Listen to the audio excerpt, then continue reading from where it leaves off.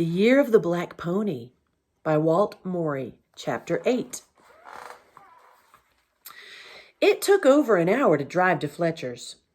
We had to go past our old place, then take a little used road up over Christmas Ridge and down the other side into the next valley. Fletcher's place was big and sprawling. He had half a dozen buildings, a big unpainted ranch house, and a maze of fences. There was stock grazing as far as I could see. Fletcher was coming from the barn as we drove into the yard. He took off his hat, smiled at Ma, and said, Well, this is a surprise. How are you doing, Mrs. Fellows? I'm sorry, he said, embarrassed. I mean, Mrs. Chase. You know habit's a terrible thing, ma'am. What do I owe this visit to? Ma ignored his slip of the tongue and said coolly, Mr. Fletcher, if you have time, I'd like to talk to you. All the time in the world, he smiled. Come in the house.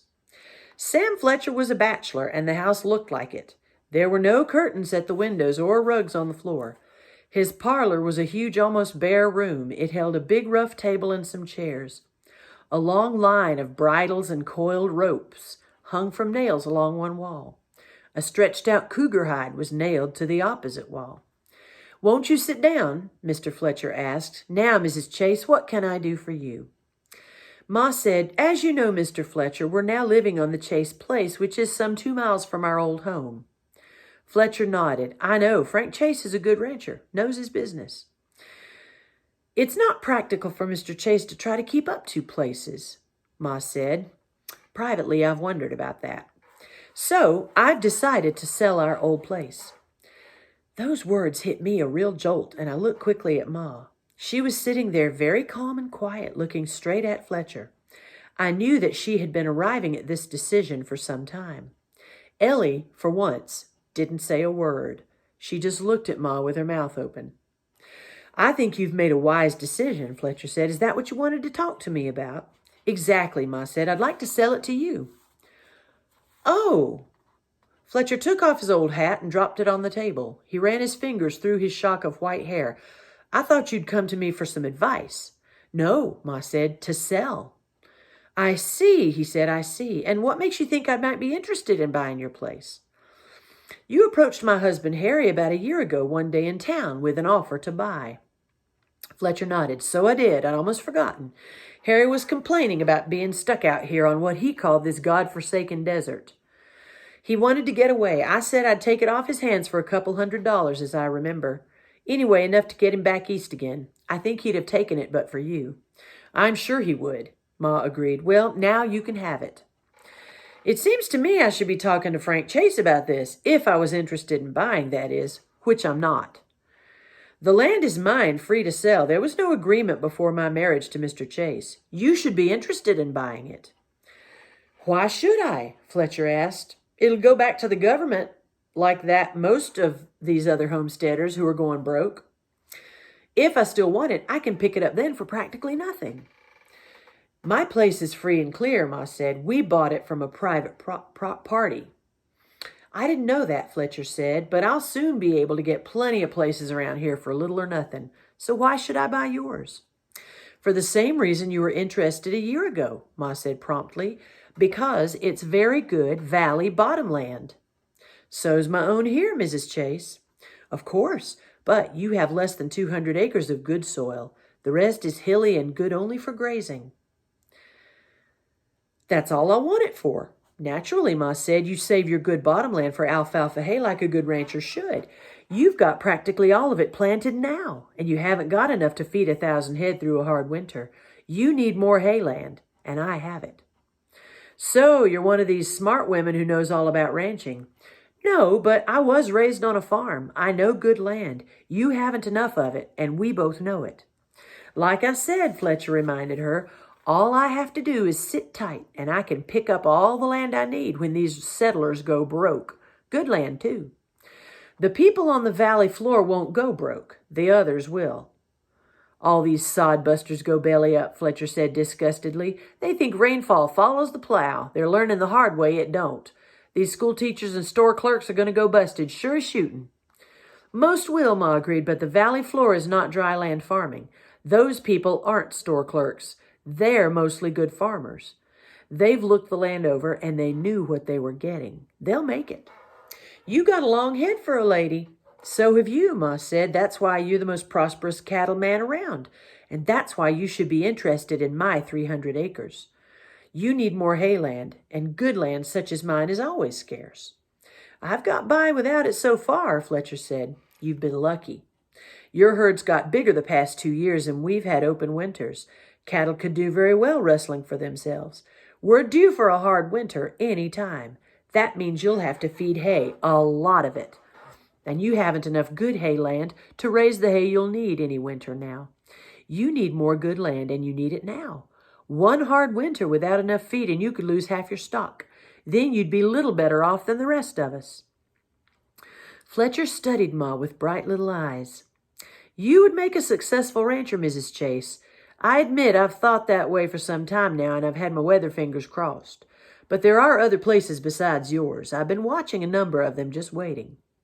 Mine is the only one within 5 miles of you that's available now, Ma said. And 5 miles is too far to haul hay or care for another place. Mine is just over the ridge, a little less than an hour's haul. It has a serviceable barn, a good house with a deep well. You can put a family in it over there to take care of the place. That's worth something, Mr. Fletcher. Fletcher considered. You have a point, Mrs. Chase. You figured my situation out to a T. There's no sense in our beating around the bush about it. I will take your place if we can come up with a reasonable figure. $4 an acre, Ma said promptly. I said a reasonable figure, Mrs. Chase. That's dirt cheap. Not out here where I can buy homestead land for $1.25 an acre.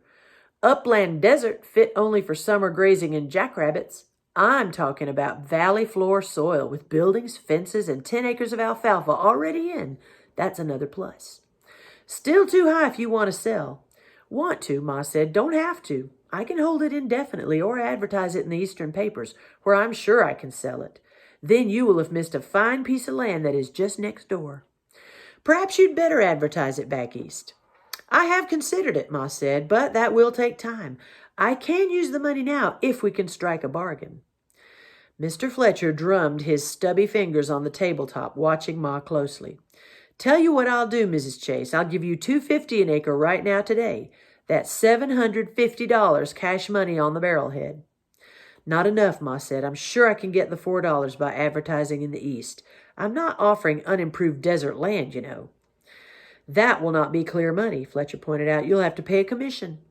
He dug his fingers through his hair, annoyed. I've never done business with a woman. Man or woman, a deal is a deal, Ma said. It's my land to sell, and I won't pay a commission, just the price of an ad, a few dollars. You're mistaken if you think you can sell it that way. You're mistaken if you think I can't. I'm from the East, I know. The papers are full of ads every day for land out here. You're sharper than most men. I'd rather deal with a man any day. I'll give you $3, and believe me, that's out of the bigness of my heart because I'm doing business with a woman.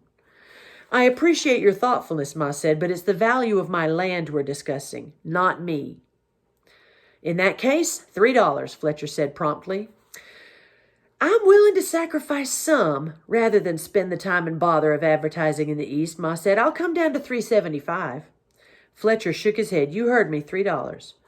Have you stopped to figure out what it would cost you to lose, say, 500 head in a blizzard, or have them lose 25 or 30% of their weight for lack of feed? You'd be lucky to get out of it with a loss of only several $1,000s. Now, if you owned my place and had feed, you'd save that stock and that weight loss. Calculate that into dollars, and you're getting my place for nothing several times over. Lady, you're way ahead of me, Fletcher said. I don't follow that kind of reasoning. Now, I tell you what I will do. I'll give you $3.25 an acre, and that is positively my last offer. You can take that or advertise in your Eastern paper and try to sell it. I'm betting that you don't. I would sell it, Ma said, but I'll take it provided we get the food from the garden Christopher planted this spring and the next 2 cuttings of alfalfa. The vegetables and such I don't want, Fletcher said, but I want that 3rd cutting of alfalfa. Sold, Ma said promptly. You're a mighty sharp bargainer, Fletcher said. You got a fine piece of land, good buildings, and a well. It's less than we paid, and we improved it. You paid too much, but no matter. When you bring me your deed, I'll have your money ready. I'll bring it tomorrow, Ma promised. Now that we've made the deal, Fletcher said, tell me, do you really think you could have sold it yourself by advertising? Who knows? It only takes one party to make a sale. I must remind myself never to do business with a woman again, Fletcher said. We went back to the buggy. I couldn't believe it. In a few minutes, Ma had sold our farm for cash to Sam Fletcher, who was known as one of the sharpest dealers in the whole valley. Now, Ma said, drive over to the Hamilton Ranch. Do you know where it is? I said, sure, I went to school with Dan Hamilton. Ma didn't say a word on the drive. She sat straight and prim, and it seemed to me pretty well satisfied with herself. I didn't talk either. It wouldn't have done any good to ask questions. Ellie chattered a little bit about a bird she saw and a rabbit, but no one answered, so she quit. At the Hamiltons, Ma left Ellie and me in the buggy and went in alone. She wasn't gone more than 5 minutes. Now, she said, we'll go home. You can stop at the garden on the way and get some corn. She was smiling a kind of pleased smile that I hadn't seen in a long time. It didn't take but a few minutes to break off a sack of corn and stuff it in the back of the buggy. When we reached home, Frank had been in, had lunch, and gone out again. After we'd eaten, I husked the corn and spent the rest of the afternoon helping Ma and Ellie can it. I was dying to ask what had gone on at the Hamiltons and why she decided to sell our old place, but I knew she'd tell me when she got good and ready. That night, after we'd had supper and the dishes were washed, Ma said to Frank, there's something you should know. I didn't go to our old place to help Christopher. I figured that.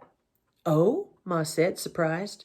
Chris doesn't need help to gather a sack of corn or do a little watering. At this time of year, with the corn so high and the potatoes and the rest growing so well, there's very little hoeing. Ma said, we went to see Sam Fletcher. I'd never have guessed that. I sold my place to him. Sold it to Sam Fletcher? Frank leaned back in his chair. It wasn't practical for you to try to work 2 places a couple of miles apart. The money could be better used for other things. Could that be the reason you asked if we'd have enough hay for winter and if I could plant more alfalfa here? Ma nodded. She explained the deal she'd made with Fletcher and then why we'd gone to the Hamiltons. Judy Hamilton told me at church Sunday that they're broke and are going to leave. Did you know that? Frank shook his head. I knew they were having trouble. They plan to have a public sale in a couple of weeks and sell off everything. They have 20 head of cattle. I agreed to buy them this morning at $20 a head. Ma sat very straight at the table on her side of the house, head high, hands flat on the table, while she talked.